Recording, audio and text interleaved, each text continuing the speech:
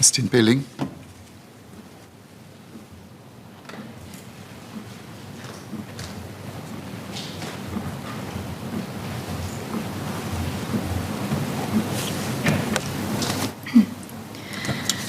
So in my interactions with tech companies and tech leaders in Singapore, regardless of the company size, local or otherwise, the one common feedback I receive is skill shortage in Singapore.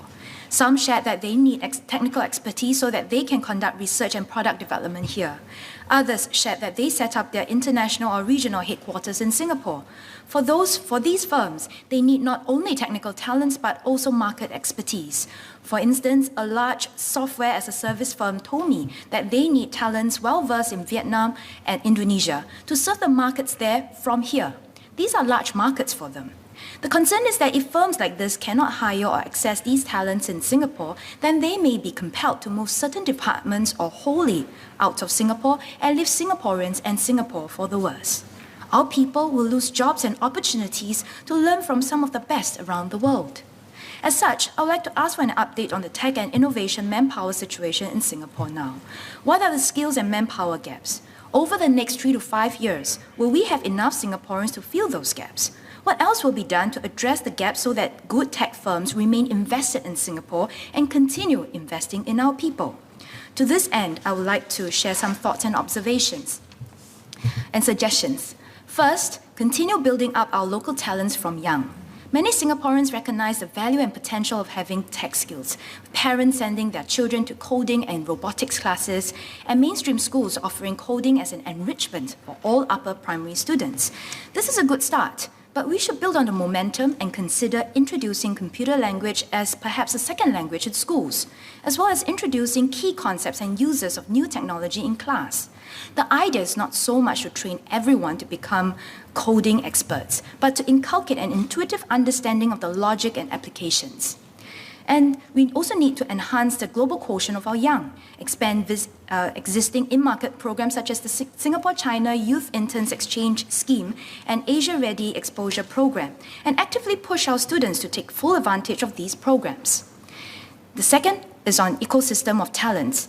We need to ensure a steady growth of a skilled and versatile Singaporean core. I'm aware that there are efforts to encourage our young to choose STEM courses and majors. This helps to increase supply to meet the talent demand. At the same time, we need to recognize that not all tech firms or tech-related jobs need hard tech skills. A local tech leader told me that she met a polytechnic graduate who studied tech but decided to become a barista because she did not like coding. While there is nothing wrong in choosing a different career, the tech leader wondered if the outcome would have been different if the young barista realized that there was a wide range of options for a career in the tech. While the public and private sectors could do more to increase awareness on the wide range of career options and groom local talents, the government could also identify specific skills in demand but lacking in Singapore and co-sponsor scholarships with companies to train local talents from young. Some of the more progressive tech firms are also shifting from pure competition or working solo to partnerships. Could we therefore put in place a support system for skilled gig workers who are trained and well-versed in different operating systems and softwares so that they form a formidable talent pool for companies here to tap on? In a way, these are interoperable talents. And we also need to continue to be open to good global talents who can and want to contribute. They fill manpower gaps, but are also good people to exchange knowledge, skills, and ideas with so that we can grow together. And the third point is on having more role models. Healthy diversity is beneficial to boosting talent supply and business outcomes. Therefore, we must continue to promote girls and women in tech. Having enough women in tech can shape how girls think of a career in tech, that it is not just for the boys, and give them the confidence to give it a shot. Hence, what is the female representation in tech jobs and tech leadership positions in Singapore? What is the female representation in STEM-related courses in IHLs in 2021 and across IMDA's talent programs? Is the figure stable, decreasing, or increasing? Similarly, we need more stories of successful Singaporean tech leaders who could be role models to inspire more to join their ranks. Could the government share whether it actively keeps a record of Singaporeans in tech leadership positions in Singapore and overseas? Could the government share their stories and invite them to provide mentorship through the likes of the Singapore Global Executive Programme?